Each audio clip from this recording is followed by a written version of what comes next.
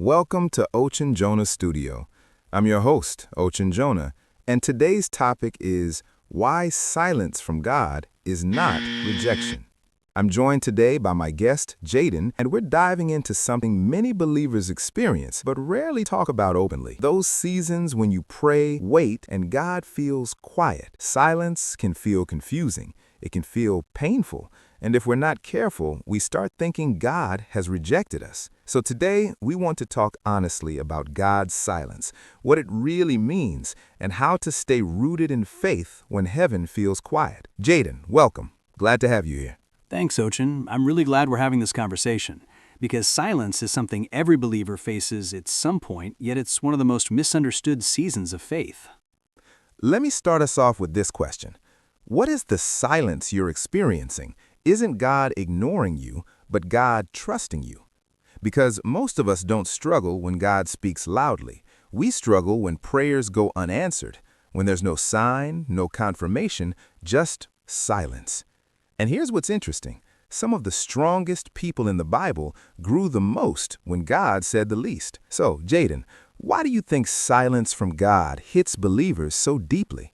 I think silence hurts because we're wired for reassurance. We want clarity, we want answers. And when God is quiet, we start filling the gap with our own thoughts, and that's where fear Exactly, creeps in. that's a powerful observation.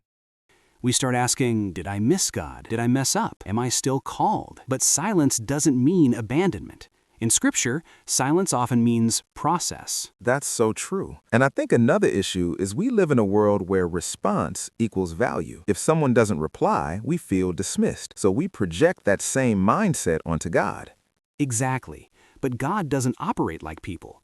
Look at Joseph. Years in prison, no explanation, no prophecy, no updates from heaven. Yet God was working behind the scenes. Look at David, anointed king, then silence while he's hiding in caves. And even Jesus experienced silence before the cross. That silence wasn't rejection, it was purpose unfolding. That's powerful. So silence isn't God stepping away, it's God doing something deeper than words. Yes, sometimes God is silent because he already spoke and now obedience is required. He's strengthening your faith muscles. He's teaching you to trust his character, not just his voice. Isaiah 30 verse 21 says, "You will hear a voice behind you saying, 'This is the way, walk in it.'" But notice the direction comes while you're walking, not while you're standing still waiting. So maybe silence isn't punishment, it's preparation. Exactly. Rejection pushes you away. Silence pulls you deeper, if you don't run from it. For someone listening right now who feels forgotten by God, what would you say to them? I'd say this: don't measure God's presence by noise. Some of his greatest work happens quietly. If God went silent, it doesn't mean he stopped loving you. It may mean he trusts what he already placed inside you. That's such a strong note to end on. If you're listening and you're in a silent season, don't walk away, lean in. Don't confuse God's quietness with rejection. Silence doesn't mean God is absent. Sometimes it means he's closer than you think. Thank you, Jaden, for this conversation. Thank you, Ocean. This was needed. Thank you for listening to Ochen Jonah Studio. If this episode spoke to you, share it with someone who might be struggling in silence.